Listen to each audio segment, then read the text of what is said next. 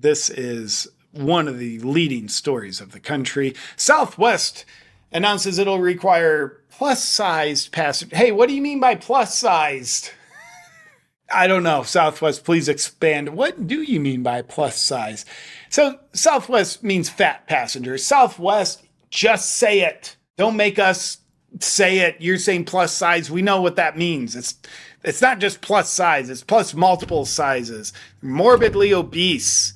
It's fine. Just call it as such. Southwest will require plus-size passengers to purchase additional seats in advance, eliminating their prior ability to receive extra seats for free when available. So the old conundrum was, hey, this plus-size, now I'm doing it, this really big passenger doesn't fit in an airplane seat.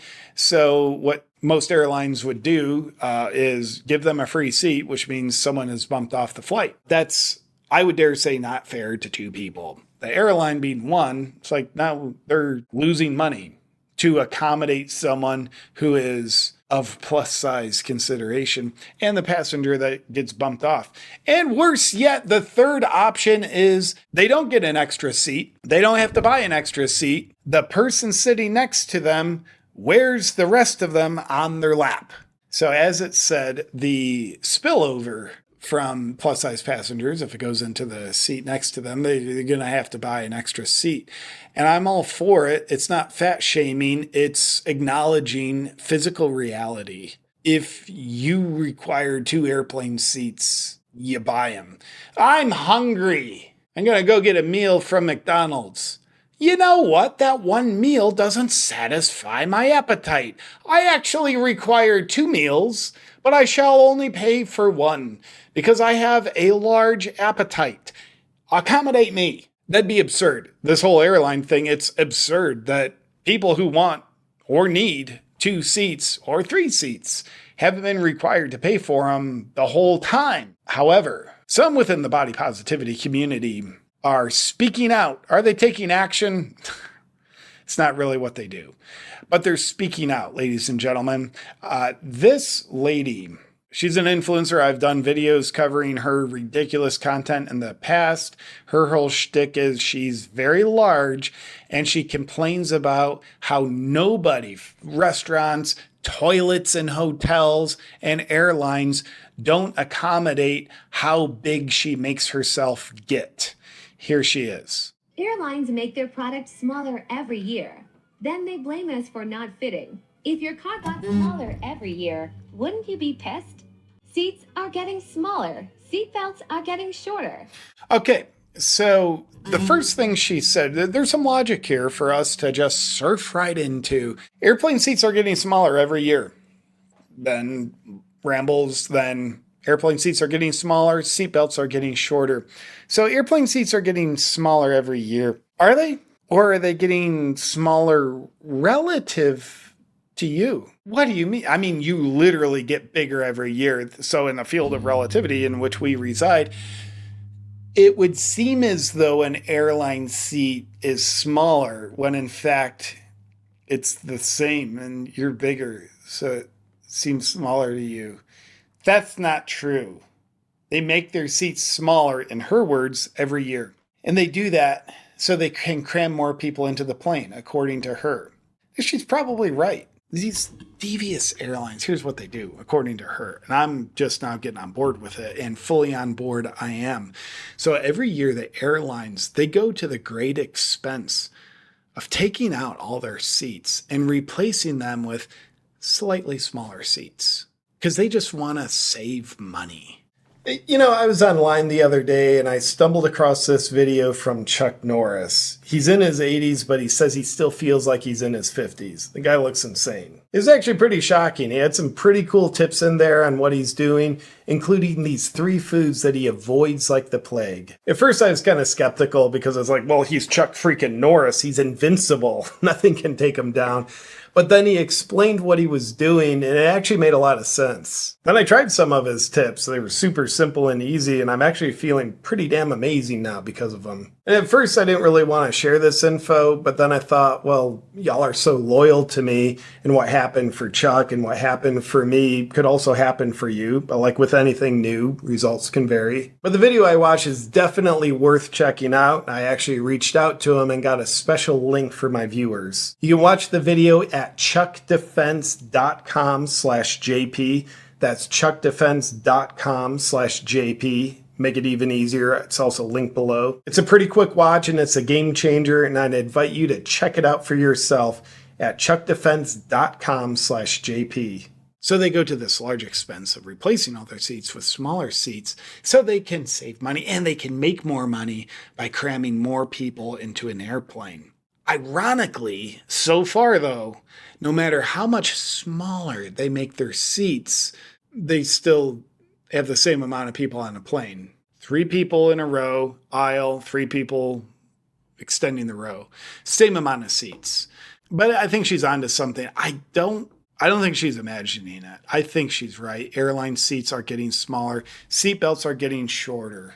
Absolutely. How much has your waist expanded in the past year? 8 inches? How much shorter do you think the seatbelts have gotten? Oh, 8 inches?